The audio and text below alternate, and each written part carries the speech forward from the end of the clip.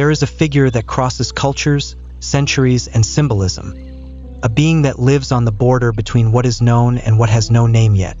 It is ancient, and antiquity, for those who know how to read it, is synonymous with depth. Today she stands at the edge of a river, and she has just noticed something that most of us also notice, but rarely stop long enough to truly see, that the time she felt pass and the time that actually passed are not the same. There is a phrase you have probably said, heard, or thought so many times that it has lost the weight it should have. Where did the time go? And today the question we bring is not about how to have more time. It is not about productivity, not about making better use of days, not about any of the usual ways we try to solve this feeling. It is about something before all of that. What if time is not passing? And what if you are the one passing? And what if the real question is not about time, but about where you are while you pass through it? Let's sit with this idea slowly, literally slowly, because the pace at which we walk through this question is already part of the answer. Have you ever reached the end of a day and couldn't honestly say what happened in it? Not because nothing happened. Things did happen. You worked, talked, ate, moved from one place to another. But when you try to reconstruct the day, when someone asks, "How was your day?" and you open your mouth to answer, there is a strange emptiness, a feeling that the day happened, but you were not fully there while it was happening. Or maybe it's different. Maybe you can remember a specific day from years ago, sometimes decades, with a clarity that no recent day has. A childhood day, a specific afternoon, a moment that, at the time, seemed ordinary, and now, in memory, feels like it lasted longer than entire weeks of last month. And there is a third experience, perhaps the most common of all and the quietest, the feeling that years are accelerating, that December arrives before you have processed January, that an entire decade feels like it passed in the blink of an eye, while a single difficult day from long ago seemed to last forever. These three experiences have something in common, something we rarely stop to examine because we are too busy living inside them to look at them from the outside. They show that time, as you experience it, does not have a fixed speed. It stretches and compresses. It disappears in some moments and deepens in others. The clock says every second lasts exactly the same as the previous one, but your experience says something completely different. And perhaps that difference between clock time and lived time is exactly where this conversation needs to begin.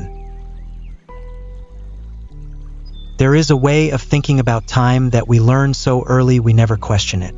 The clock form, the line. Time is a river flowing in one direction, from past, through present, toward future, and we stand on the shore watching it pass. In this way of thinking, time is what moves, and we are the fixed point observing the movement. And there is a consequence of this way of thinking that is rarely said out loud. If time is what moves, and it moves at a constant speed, 60 seconds per minute, always, then the feeling that it is fast or slow is, within this logic, an illusion, a perceptual error, something to be corrected, or at least tolerated, while the clock continues marking real, objective, true time. There is a way of thinking about time that we learn so early we never question it. The clock form, the line. Time is a river flowing in one direction, from past, through present, toward future, and we stand on the shore watching it pass. In this way of thinking, time is what moves, and we are the fixed point observing the movement. And there is a consequence of this way of thinking that is rarely said out loud. If time is what moves, and it moves at a constant speed, 60 seconds per minute, always, then the feeling that it is fast or slow is, within this logic, an illusion, a perceptual error, something to be corrected, or at least tolerated, while the clock continues marking real, objective, true time. And this explains something we all have experienced, but that clock time cannot explain. Why a relaxing vacation day, with nothing important happening by conventional standards, can be remembered with a vividness that an entire month of routine does not have. Why children experience time so differently from adults. A childhood summer feels like a geological era, while an adult summer passes like a weekend. Why, in moments of real danger, time seems to slow dramatically, seconds stretching, containing more perception, more detail, more presence than entire minutes of ordinary life. The explanation has to do with something very specific: novelty and attention. When you are on autopilot, when what is happening has already been categorized as more of the same, the brain saves resources. It does not record details. And in memory, that period becomes compressed, flattened, almost absent. When you are present, when something is new, or your attention is fully there without division, the brain records more. More detail, more texture, more distinct moments within the same clock interval. And in memory, that period expands. In Buddhism, there is a central concept called anicca, impermanence. The idea that everything is constantly changing, that nothing remains identical from one moment to the next, even when it seems to. And there is a practice, mindfulness meditation, vipassana, whose direct aim is to perceive this impermanence at the most granular level. Not as an abstract idea, but as direct experience. Sitting and noticing that each breath is slightly different from the last. That each sensation arises, exists for a moment, and transforms into something else. And what practitioners report, repeatedly after enough time in this practice, is a change in the experience of time itself. Not that time passes slower in clock terms, but that each moment becomes fuller, more present, more distinct from the moments around it. And when moments are more distinct, when you actually live them instead of passing through them on autopilot, the subjective experience is of more time. Not because the clock changed, because you were there for more of it. What if the question, where did the time go, is framed in a way that already assumes something that may not be true? It assumes that time is something you have, a kind of substance or resource that can be spent, lost, wasted, or used, and that the feeling of it going away means that this substance has been consumed without return. But what if time is not something you have? What if it is, first of all, the very space in which existence happens, not something you possess, but something you are always already inside of, without exception? Think about the difference between these two statements. Time passed quickly, and I passed quickly through time. The first makes you the fixed point, and time the thing that moves, escaping, leaving, getting away from you. The second completely inverts the image.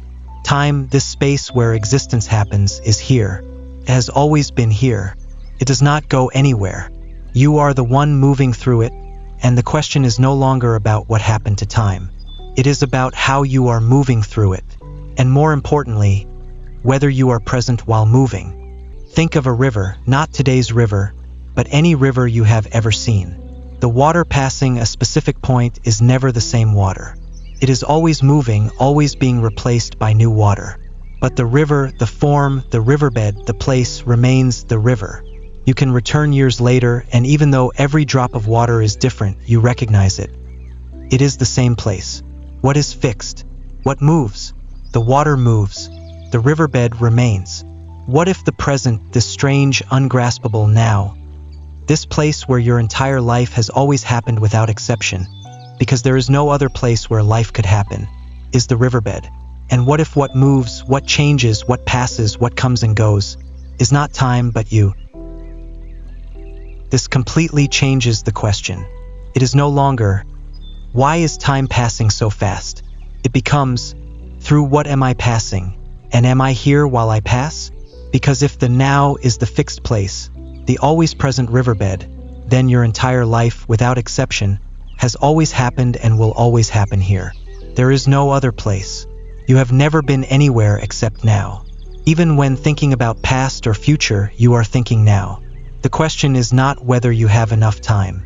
It is whether you are truly, attentively, consciously in the only place you have ever been, are, or will be, here. All contemplative traditions that have survived time, and there is something almost poetic about that phrase, survive time, have arrived at a version of the same insight about the present.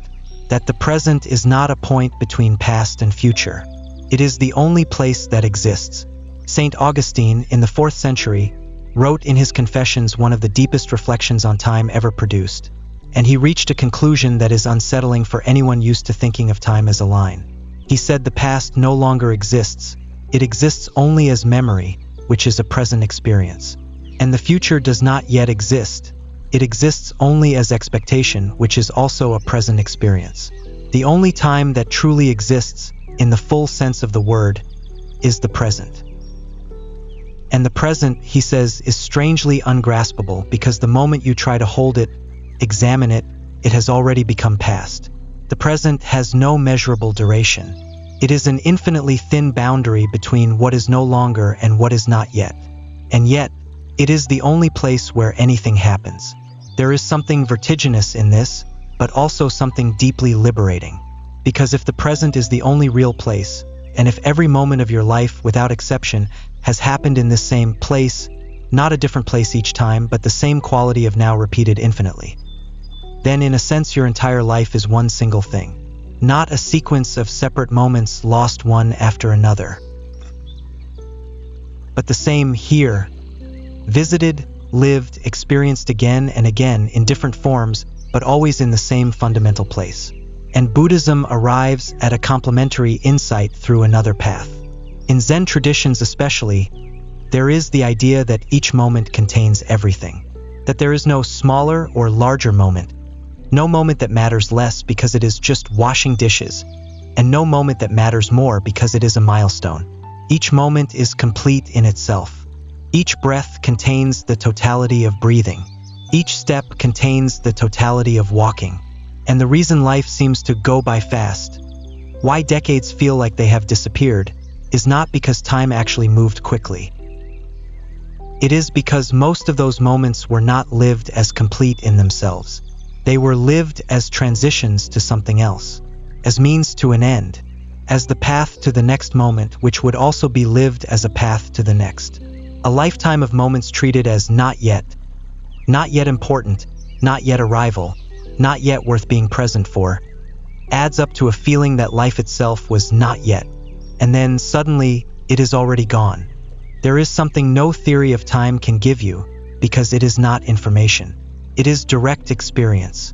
You have probably had a moment, maybe holding someone's hand, maybe observing nature, maybe in the middle of a conversation that suddenly became more real than usual, when time seemed, for an instant, to stop being a problem. Not because it stopped in clock terms, but because, in that moment, you were not somewhere else. You were not thinking about what came next or processing what came before. You were completely without division there. And in those moments, the question, where did time go, simply does not exist. Because you were with it, not behind it trying to catch up, not ahead of it trying to reach somewhere else. With it. And the alchemy of the fox finds here perhaps its most subtle meaning. Because the great alchemical work was never about speeding up the process. Gold does not appear faster if you increase the fire beyond what transformation requires. In fact, excess haste destroys what is being formed. Alchemy requires time, but not time as duration that must pass. It requires continuous presence, sustained attention, the willingness to stay with the process, moment by moment, without jumping to the result. And perhaps this is exactly what transforms the experience of time. Not controlling it, not optimizing it, not trying to have more of it, but being with it in the only place it has ever been, is, or will be, here. There is a question more important than where did the time go? And it is this, where am I right now while time, or I, depending on how you choose to see it, continues to pass? Because this question cannot be answered with calculation. There is no formula, no technique, no app that solves it. Can only be answered by a choice, repeated moment by moment, throughout an entire life. The choice of, instead of being somewhere else, in what has already passed, in what is yet to come, in the imagined version of reality instead of the one actually happening, to be here. It is not an easy choice, and no one makes it perfectly all the time. The human mind is built to plan, remember, and project. And this has real value. It is not a flaw to eliminate. But there is a difference between using the mind to plan and remember, and living inside planning and memory, as if they were the real place while the present is just a corridor between them. Think of a meal you had today or yesterday. Can you remember the taste, the texture, the exact moment the food was in your mouth? For many people, the answer is no, because the meal happened while attention was elsewhere. On the phone, in a worry, in a conversation happening at the same time but also not fully lived because attention was split. The meal happened, but no one was fully there for it. And that, multiplied across every meal, every trip, every conversation, every morning, every night, over years, is one of the simplest and deepest explanations for why life feels like it went by so fast. Not because time moved faster than it should have, but because so much of it was lived without anyone fully present to register it. And the good news, if that is the right word, is that this can change. Not all at once, not forever, not without repeated effort. But moment by moment, yes. Each time you notice you are somewhere else, thinking about after, replaying before, and you gently, without drama, return here, you are doing something that changes the texture of your duration. It does not change the clock, changes life. The fox, standing on the stone in the middle of the river, is not trying to stop the water. She is not trying to go faster or slower than the water.